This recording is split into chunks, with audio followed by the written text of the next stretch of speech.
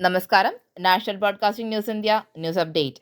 മകളെ കൊലപ്പെടുത്തി ആലപ്പുഴ ഓമനപ്പുഴയിൽ പിതാവ് കസ്റ്റഡിയിൽ. ആലപ്പുഴ ഓമനപ്പുഴയിൽ 28-കാരിയായ യുവതിയെ പിതാവ് കൊലപ്പെടുത്തിയ സംഭവത്തിൽ പോലീസ് അന്വേഷണം തുടങ്ങി. ഏഞ്ചൽ ജാസ്മിൻ എന്ന യുവതിയെയാണ് ചൊവ്വാഴ്ച രാത്രി വീട്ടിനകത്ത് മരിച്ച നിലയിൽ കണ്ടെത്തിയത്.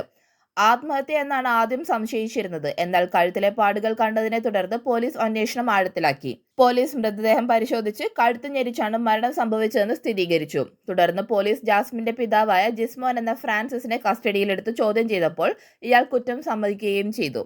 വാക്കുതർക്കത്തിനിടെ കഠിനമായി തർക്കം ഉയർന്നതോടെയാണ് അബദ്ധത്തിൽ കൊലപാതകമുണ്ടായതെന്ന് പ്രതി പറഞ്ഞതായി പോലീസ് അറിയിച്ചു.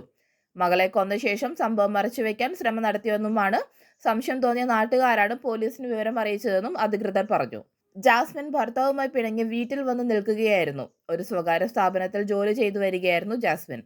കുടുംബത്തിൽ പല ദിവസങ്ങളായി പ്രശ്നങ്ങൾ ഉണ്ടായിരുന്നുവെന്ന് അയൽവാസികളും ബന്ധുക്കളും പറയുന്നുണ്ട്. മൃതദേഹം ആലപ്പുഴ മെഡിക്കൽ കോളേജിൽ മോർച്ചറിയിൽ പോസ്റ്റ്മോർട്ടത്തിനായി മാറ്റിയിട്ടുണ്ട്. പോലീസ് സംഭവത്തെക്കുറിച്ച് കൂടുതൽ അന്വേഷണം നടത്തി വരികയാണ്. പ്രതിയെ കോടതി മുമ്പാകെ ഹാജരാക്കിയേക്കും. കൂടുതൽ അപ്ഡേറ്റ്സുകൾക്കായി കാത്തിരിക്കുക. National broadcasting news India.